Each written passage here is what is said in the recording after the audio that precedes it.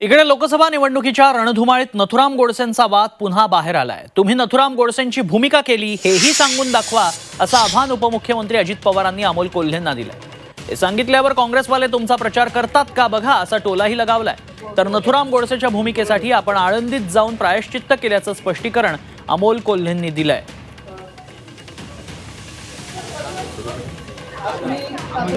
सुरू करायचंय।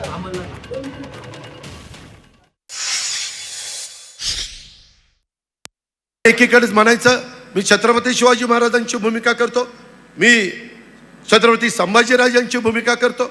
अहो 2022ला why I killed Mahatma Gandhi, तुम्ही नथुराम गोडसेची भूमिका केली ना। हे कसं काय केलं? हे पटलं का तुम्हाला? तुम्ही ती भूमिका केलेली सांगता, ही भूमिका केलेली सांगा, बघू काँग्रेसवाले तुमचा प्रचार करतायत का।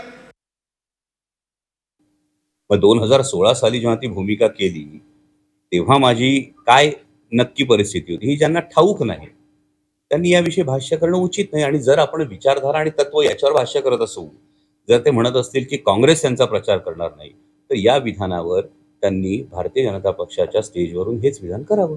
या संदर्भातलं ज्याला आपण मी आळंदीला जाऊन या संदर्भातलं जे ज्याला आपण प्रायश्चित्त म्हणतो ते सुद्धा केलेलं। त्यामुळे शिळ्याकडीला ऊत आणण्यापेक्षा मला असं वाटतं ही भूमिका केली किंवा नाही केली याच्यावर तुम्ही खासदार ठरवणार आहात का?